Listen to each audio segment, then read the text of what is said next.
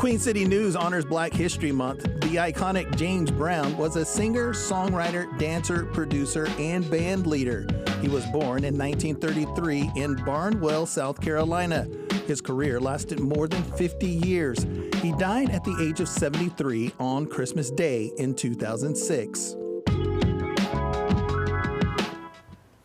In commemoration of Black History Month and Women's History Month, just weeks away, as well as Women of Aviation Week, we meet a trailblazing flyer who checks all of those boxes. Chief Transportation Correspondent and pilot May K. Beeler catches up with the history-making aviatrix right here in Charlotte. You never know where life will land you. When Brenda Robinson was a girl, she never dreamed one day she'd land in the history books as the first Black female Navy pilot. It was pretty easy. You're just kidding. It was a lot of work. It was a lot of work. She never imagined she would land on an aircraft carrier, the second woman ever to do so. It is a mystery to all of us when we are young. We think that everyone knows what they're getting ready to do, but it's not true. And so you will follow a path that leads to another path, and all you have to do is keep going. And Brenda could not have pictured herself being inducted into the Women in Aviation International Pioneer Hall of Fame. And there's more. Brenda is the first Black woman to earn wings of gold as a naval aviator. In kindergarten, I told the teacher I wanted to be a secretary on the moon. You know, girls didn't fly airplanes. And the teacher was like, oh my God, there's something wrong here. So they told my parents that. And it's like, now if I could go back to the little girl in me, I'm like, don't lose that attitude, and you're gonna be doing some really great flying. You're not gonna believe the places that you're gonna go and the people that you're gonna meet and the world locations that you're gonna visit. And my father said when I was growing up, you can do anything. And you're going to college. I just thought college was year 13. I didn't know that there was such a thing as not. So that is actually the push that I needed.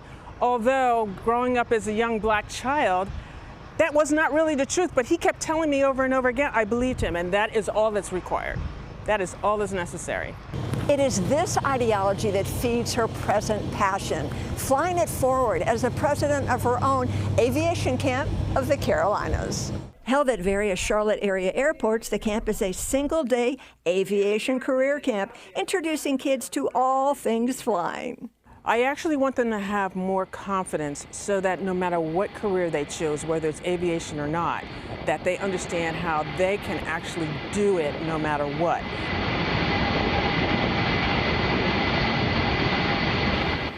All right, May K is here with us. And May K, you actually got to spend some time with Brenda, and she certainly left an impression on you. It makes me feel good to see the story again. It makes me smile. She's so inspirational. We want women to know, girls to know, if you can see it, you can be it. A lot of girls don't know, believe it or not, that women can fly airplanes. And look what Brenda accomplished. And back in the day, she was such a trailblazer. There are more women now. But back then, it's believing in yourself. It's having a good support system. Her father.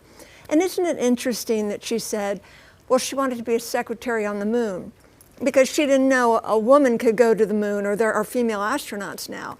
But just believe in yourself, take one step and the next step.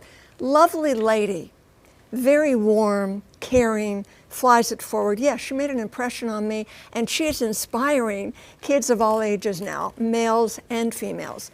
And that was the one thing, May K, she talked about a camp. And why is that camp so important for the young pilots, especially for the girls? Because they are introduced to aviation, various aviation careers. You don't just have to be a pilot. You can be an air traffic controller. You can be in the military. You can be a flight instructor like me. You can be an airline pilot.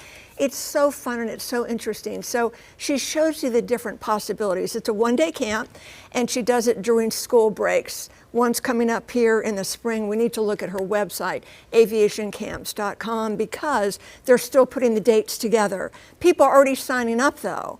Very, very popular. All things flying. And bless people like Brenda who fly it forward.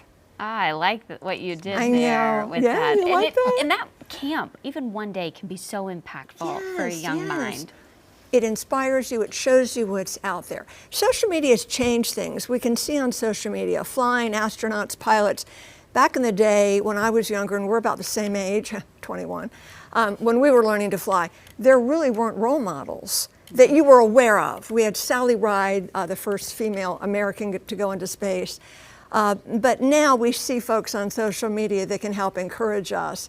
But Brenda is a trailblazer, and she is still at it. Well, thank you so much for bringing us Brenda's story. May K. An Beeler, honor. our very own pilot and chief transportation correspondent. Thank you for that story. Thanks, you. Mickey.